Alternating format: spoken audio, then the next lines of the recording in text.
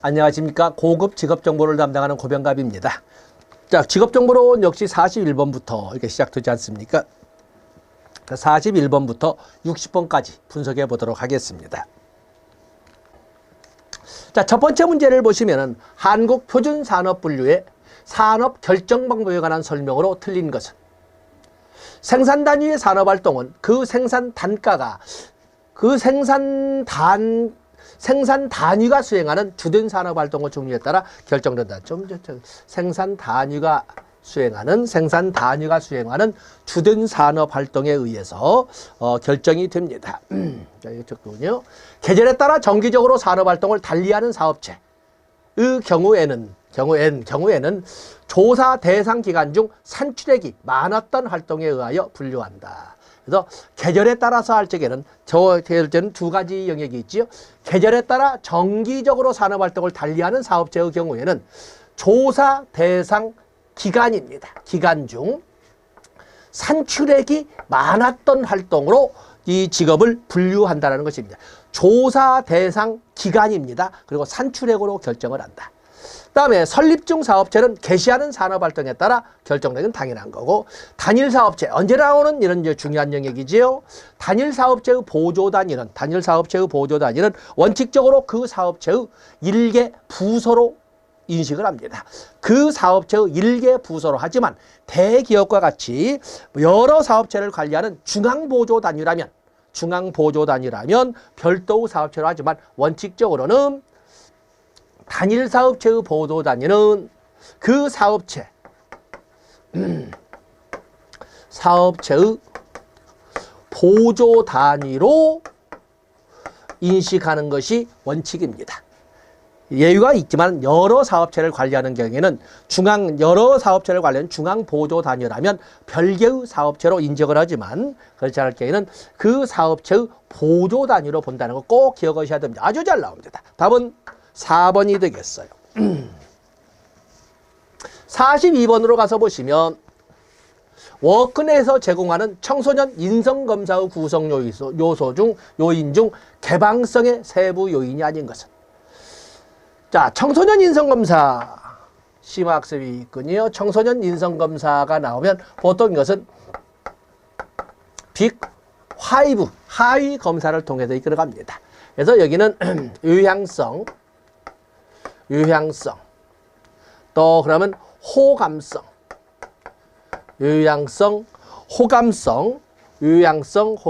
성실성, 또 경험적 개방성, 심리학에 다 해봤었죠. 또 정서적 불안정성,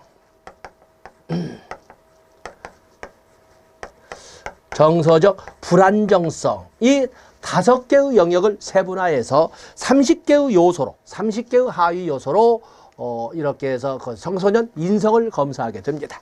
지금 문제를 보면 그 중에 개방성의 세부 요인, 말하자면 경험적 개방성의 세부 요인이 있는데, 경험적 개방성의 세부 요인으로서는 이 상상, 여기 나와 있지요. 상상, 심미, 또 그런가 하면 여기 오면 자극추구가 이렇게 나와 있지 않습니까? 자극추구. 그래서 여기 자극추구는 관련이고, 여기는 지적. 여기 보면 감수성이 있는 것처럼 거기에 오면 지적 호기심과 감수성. 그래서 상상, 심미, 지적 호기심, 감수성, 또 그런가 하면은 가치, 이런 등을 세부 요인으로 해서 분류를 합니다. 자극추구는 관련이 없습니다. 그렇기 때문에 이 자극추구는 청소년 인성검사로 본다면 자극추구라고 하는 것은 유향성에 해당되는 세부 요인이 되겠습니다. 그래서 어쩔 수 없이 우리가 고급 직업정보를 접근하게 되면 좀 세부적인 내용까지도 좀 접근을 해야 된다는 점 생각하시고 숙지를 해 주시면 되겠습니다. 답은 2번이 되겠습니다. 43번으로 넘어가 보겠습니다. 워크넷에서 제공하는 학과 정보 중 자연계열에 해당되는 것은, 보통 자연계열에 대한 문제가 곧잘 나오는데 공학과라는 이름을 붙여놓고 자연계열로 분류하는 경우가 있습니다.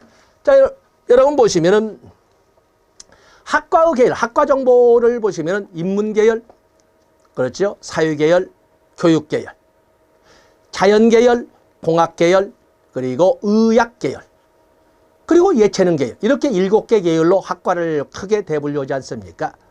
그 중에 우리가 이과라고 표현하는 경우에 있어서 자연계열, 공학계열, 의학계열을 나눠볼 수가 있는데, 함정으로 나오는 것이 공학이라는 이름을 붙여놓고 자연계열로 분류하는 경우가 있습니다. 그래서 여기 보면 공학이란 이름에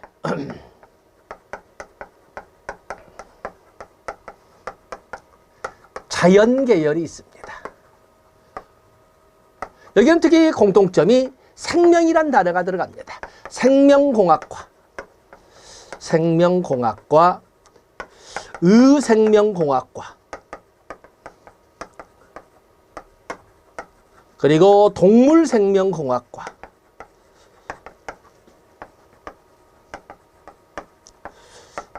또 그런가 하면은 식품생명공학과, 식품입니다. 식품생명공학과. 또 공학이라는 이유의 연계성으로 보면 유전공학과, 유전공학과. 이렇게 전부 공학이라는 말을 공학과라고 이름을 붙여놓고 분류는 자연계열로 분류하는 겁니다. 그럼 바이오, 바이오 시스템 공학과, 바이오 시스템 공학과. 또 그런가 하면 바이오 산업공학과, 바이오 산업공학과. 또 그런가 하면 임산공학과. 전부 이 공학이란 말을 붙여놓고 분류는 자연계열로 하기 때문에 2급 시험에서도 곧잘 나오고, 그리고 고급 시험에서도 고급 직업종으로 곧잘 나오는 겁니다. 여기 보면 자연계열, 자연계열을 묻고 있지 않습니까? 자연계열에 해당되지 않는 것은, 이렇게 물어봤잖아요. 자연계열에 해당되지 않는 것. 자연계열에 해당하는 것을 물어봤습니다. 여기 보면 환경학과, 조선기계과, 녹지공학과, 식품생명공학과, 그러면 공학계열처럼 느껴지는 함정, 아주 좋은 함정이지 않습니까? 답은 자연계열, 공학이란 이름을 가지고 자연계열로 분류되는 것은 생명이란 단어가 붙으면 바로 그 함정이 된다. 답은 4번이 되겠어요.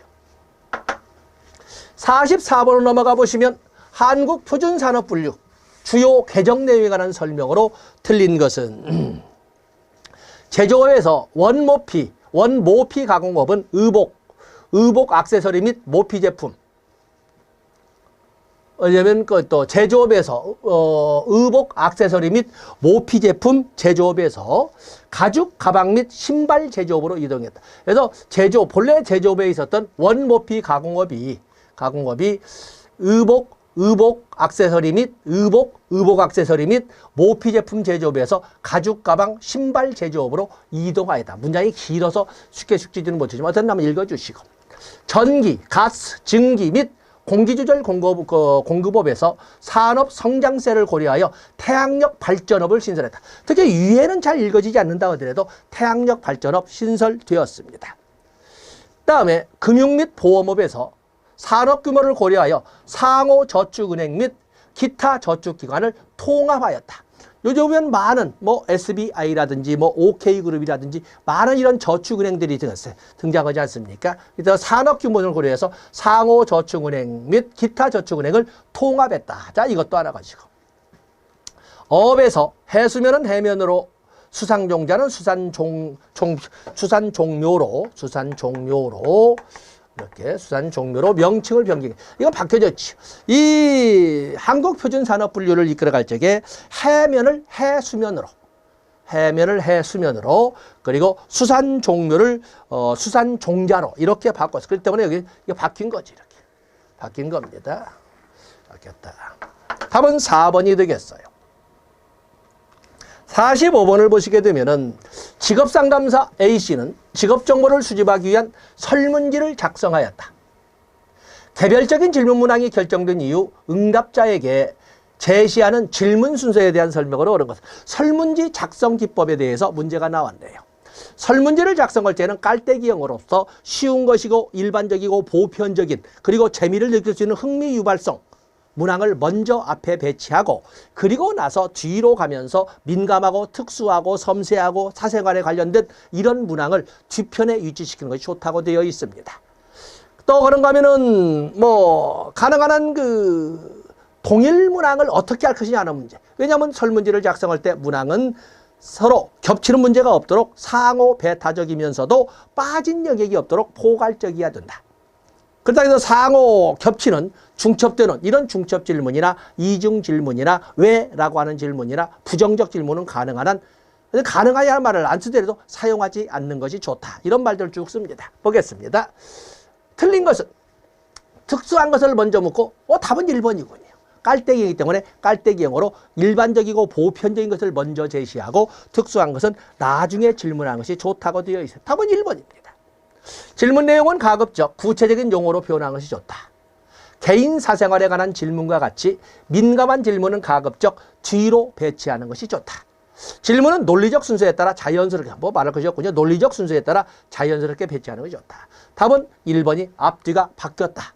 이렇게 정리하시고 깔때기형이란 말을 꼭 기억해 주시면 되겠습니다. 답은 1번입니다. 46번에 보시면 국가기술 자격 중 실기시험만 시행할 수 있는 종목에 해당되는 실기시험만, 그렇죠? 우리가 실기시험만 보는 것도 있습니다. 석공, 도화, 도배, 세탁 기능사만 하더라도 옷가무 재질이 아주 다양하기 때문에 온도라든지 아니면 그 섞는 혼합하는 약품 약재라든지 이런 것이 아주 민감하지 않습니까? 그 때문에 어떤 화학적 기초 지식이 있지 않고서는 사용하기가 어렵다라고 설명할 수가 있습니다. 그래서 여기는 답은 당연히 세탁 기능사가 되겠습니다. 때문에 우리가 보면은 여기 실기시험만 보는 거에는 여기 석공, 도배도 있지만 또는 방수, 비계 또는 조적, 벽돌 이렇게 싸는 거 있지요. 또 유리시공, 또 타일 이런 것은 필기시험을 보지 않고 실기시험만 봅니다. 또 그런가 하면 지도 제작. 우리가 또 함정을 나오는 것이 지도 제작, 또 항공사진. 상당히 고급스럽게 보는데 이것도 실기시험만 봅니다. 지도 제작이나 항공사진 이것도 역시 실기시험만 봅니다. 한글 속기 1급, 2급, 3급. 또 그러면 금속재 창호 이런 것도 뭐냐면 실기시험만 본다. 특히 여기 함정으로 나올 수가 있습니다. 지도 제작 실기시험만 본다. 항공사진 실기시험만 본다. 이렇게 해서 이런 함정도 피해 가셔야 됩니다. 47번을 보시면 한국 표준 직업 분류에서 대분류 A 군인에 관한 설명으로 틀린 것은 군인은 수행된 일의 형태에 따라 분류되어야 한다는 일반 원칙에 따라 대분류 A에 분류한다? 아닙니다. 여기 보면 숫자로 대분류 1 관리자, 대분류 2 전문가, 관리자 및 관련 종사자, 전문가 및 관련 종사자 이렇게 쭉 나오지 않습니까? 그런데 왜 군인은 대문자 아라비아 A라고 쓸까? 군인은 일의 형태에 따라 분류하는 것이 아니라 정보 수집상 편의에 의해서, 그래서 이 군인이라고 하는 것은 얼적에 정보 수집상 또는 자료 수집상의 편의에 따른 분류다.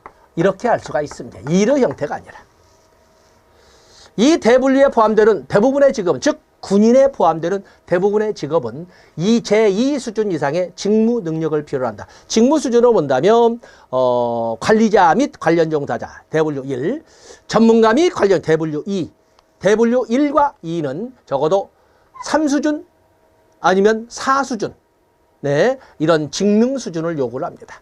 나머지는 모두 제2수준인데 단순 직업 종사자만 대분류 9의 단순 직업 종사, 단수 기능 종사자만 소위 직능 수준 1이면 되다라고 이렇게 분류를 하고 있습니다. 어쨌든 군인도 종래에는 1 직능 수준, 제1 직능 수준이면 초과다고 했는데 지금은 전쟁이 아날로그 방식의 또는 백병전으로 이렇게 하는 것이 아니거든요. 첨단, 거의 AI를 이용한 이런 소위 컴퓨터를 이용한 이런 방식이기 때문에 최소한 직능 수준, 제2 직능 수준은 필요하다라고 이렇게 분석을 합니다.